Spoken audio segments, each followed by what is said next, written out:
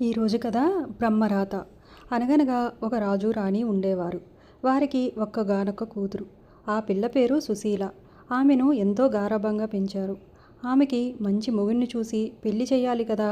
అక్కడే ఆ భార్యాభర్తల మధ్య పేచీ వచ్చింది. మా అక్క కొడుకు ఉన్నాడు కదా, అతగాడికిచ్చి పెళ్లి చేద్దాం సుశీలని అన్నాడు రాజు. రాణి అందుకు ఒప్పుకోలేదు. అమ్మాయి పుట్టినప్పటి నుంచి దాన్ని మా అన్నయ్య గారి అబ్బాయికిచ్చి పెళ్లి చేద్దామని అనుకున్నాను. ఇప్పుడు మీరు ఇలా అంటే ఎలా కుదురుతుంది అంది. పెళ్లి విషయంలో రాజు రాణి ఇలా రోజు తగాదాలు పడుతూ ఉండేవారు. ఆఖరికి ఒకరోజు రాజు, నేను రాజును, నాకు ఎవరూ ఎదురు చెప్పటానికి వీల్లేదు.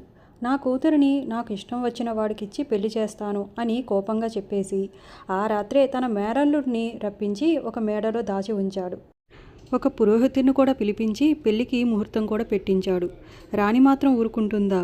కష్టపడి పెంచి పెద్దదాన్ని చేశాను కదా, పిల్లని నాకు ఇష్టం వచ్చిన వాడికిచ్చి పెళ్లి చేయక ఎవరికో ఇచ్చి చేస్తానంటే నేను ఒప్పుకుంటానా అని కోపగించుకుని తన అన్న కుమారుడిని ఒక రాత్రి వేళ ఎవరికీ తెలియకుండా తీసుకొచ్చి మరో మేడలో రహస్యంగా దాచి ఉంచింది.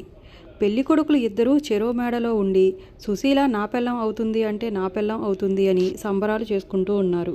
వాళ్ళు అలా ఉండగా బ్రహ్మ విష్ణు మహేశ్వరులు ముగ్గురూ కలిసి భూలోకంలో జరిగే వింతలు చూడటానికి ఆకాశంలో షికారుకు బయలుదేరి రాజుగారి పట్టణం మీద నుంచి వెళ్తూ ఉన్నారు.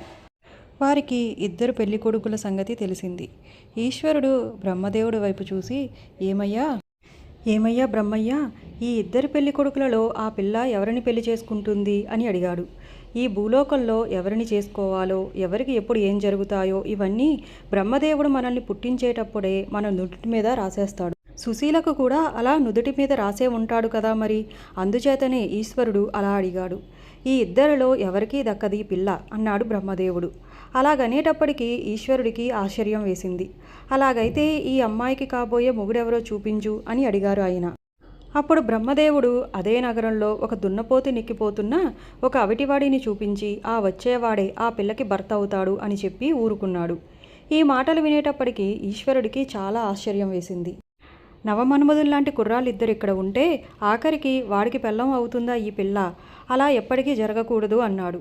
అప్పుడు బ్రహ్మ, ఈ పిల్లకి నేను అలా రాసి పడేశాను, ఆ రాత ప్రకారం జరగవలసిందే కానీ మరోలా జరగటానికి వీల్లేదు అని ఖచ్చితంగా చెప్పేశాడు. ఈశ్వరుడు ఎందుకు వీల్లేదో చూద్దామని విష్ణుమూర్తితో, ఇదిగో విష్ణుమూర్తి, నువ్వు కాసేపు అలా నా ఎద్దు మీదకు వచ్చి కూర్చోవయ్యా, నీ వాహనమైన గరుత్మంతుడికి నేను ఒక పని చెప్పాలి అని అన్నాడు.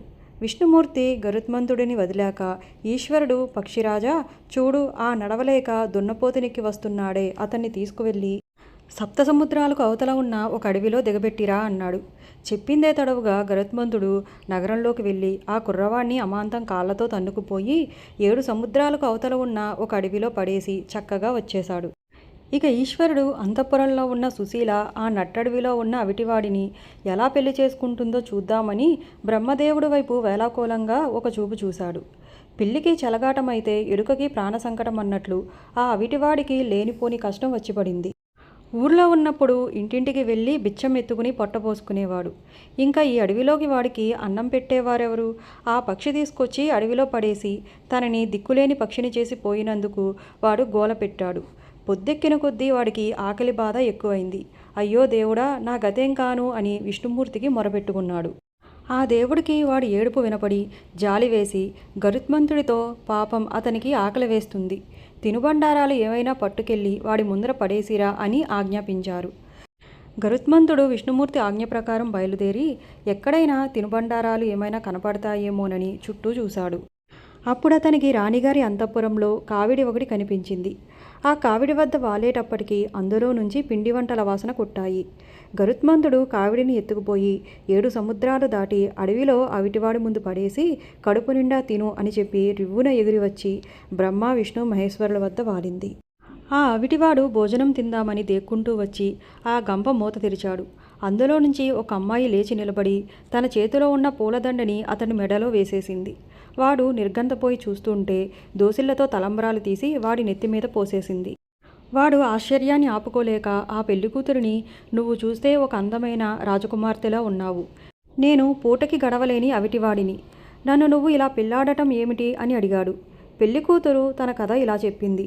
నేను మీరన్నట్లు రాజకుమార్తెని, నా పేరు సుశీల. మా అమ్మ నన్నేమో వాళ్ళ అన్నగారి కొడుక్కి ఇచ్చి పెళ్లి చేద్దామని నిశ్చయించుకుని నాకు ఈ పూలదండ తలంబ్రాలు ఇచ్చి ఈ గంపలో కూర్చోబెట్టింది. రెండో గంపలో పిండి వంటలు పెట్టింది. ఈ కావిడిని నీకు కాబోయే భర్త దగ్గరికి పంపుతాను.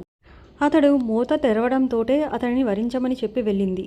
మరి కొంతసేపటికి ఈ కావిడిని ఎవరో ఎత్తుకుపోతున్నట్లు అయ్యి లోపల ఉన్న నేను మా అమ్మ పంపదలిచిన చోటికే వెళ్తున్నాను అనుకున్నాను. మీరు మూత తెరవటంతోటే మా అమ్మ చెప్పినట్లు మిమ్మల్ని పెళ్లాడాను. ఈ కథంతా విని అవిటివాడు తన అదృష్టానికి పొంగిపోయాడు. ఆవిడ తెచ్చిన పిండి వంటలు ఒక్కొక్కటి తింటూ జరిగినదంతా తలుచుకుని చాలా ఆశ్చర్యపోయాడు. అటు అంతఃపురంలో కావిడి గరుత్మంతుడు ఎత్తుకుపోవటం రాణి చూసింది. కానీ రాజుకు భయపడి గప్చుప్పుగా ఊరుకుంది. పెళ్లికి ముహూర్తం ఆసన్నమైంది. రాజుగారు పెళ్లి కూతుర్ని వెతుక్కుంటూ వచ్చి కనపడకపోయేసరికి సుశీల ఏది అని రాణిని అడిగాడు. అప్పుడు రాణి ఒక్కసారిగా ఎక్కడా లేని కోపం తెచ్చుకుని, ఏమో నాకేం తెలుసు, ఎప్పుడైతే మీరు దాన్ని పెళ్లి విషయంలో నేను జోక్యం కలగజేసుకోకూడదు అని చెప్పారో ఆ క్షణం నుంచి నేను దాని సంగతులే పట్టించుకోవటం లేదు. నా మాట మీరు విననప్పుడు నాకెందుకు ఈ సంసారంతో ఏం పని, ఎక్కడ ఉందో వెతుక్కోండి అని దబాయించింది. పాపం రాజు తాను తలపెట్టిన పెళ్లి కాకపోగా అమ్మాయి కనపడక బాధపడుతూ వెళ్ళిపోయాడు. పెళ్లి కూతురు మాయమైంది అని తెలియడంతో పెళ్ళికొడుకులు ఇద్దరూ సిగ్గుపడి తేలుకుట్టిన దొంగలకు మళ్ళే కిక్కురు మనకుండా రహస్యంగా ఎవరి దారిన వాళ్ళు వెళ్ళిపోయారు.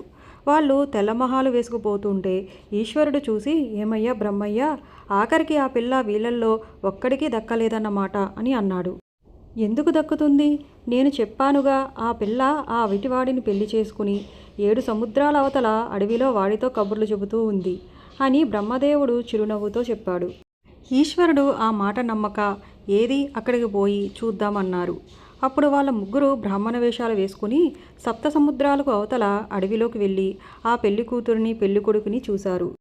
అప్పుడే ఆ దంపతులు ఎవరో బ్రహ్మలు వచ్చారని అనుకుని భక్తి శ్రద్ధలతో ఆ త్రిమూర్తులను గౌరవించి తినడానికి భక్ష్యాలు, తాగడానికి నీళ్లు ఇచ్చారు. బ్రహ్మ, విష్ణు, మహేశ్వరులు ప్రత్యక్షమై వాళ్ళకి వరాలిచ్చారు. విష్ణుమూర్తి ఇంత అందమైన అమ్మాయికి మొగుడు ఇలా ఉండటం బాగుండలేదు అని వాడికి కాళ్ళు వచ్చేటట్లు వరం ఇచ్చారు. బ్రహ్మదేవుడేమో వాడి ఆయుర్దాయం పొడిగించేసి ఆ అమ్మాయికి 5వ తనం ఇచ్చారు. ఈశ్వరుడేమో వాడికి అందం, జ్ఞానం, ఐశ్వర్యం ఇచ్చారు. ఈశ్వరుడు బ్రహ్మతో, నువ్వు ఎలాగైనా చాలా గట్టివాడివయ్యా, నువ్వు రాసిన రాత తప్పలేదు అని మెచ్చుకున్నాడు. ఈలోపుగా విష్ణుమూర్తి గరుత్మంతుడితో ఆ దంపతుల్ని మళ్ళీ అంతఃపురంలో విడిచిరావోయ్ అని ఆజ్ఞాపించారు. అతడు అలా చేసి వచ్చాక ఆ త్రిమూర్తులు తమ తమ లోకాలకు వెళ్ళిపోయారు. జరిగిన కథంతా సుశీల తల్లిదండ్రులతో చెప్పి భర్తను చూపించింది. వారు అల్లుణ్ణి చూసి చాలా సంతోషించారు. రాజు అల్లుణ్ణి సేనాధిపతిగా నియమించాడు. సుశీల తన భర్త సుఖంగా ఉన్నారు.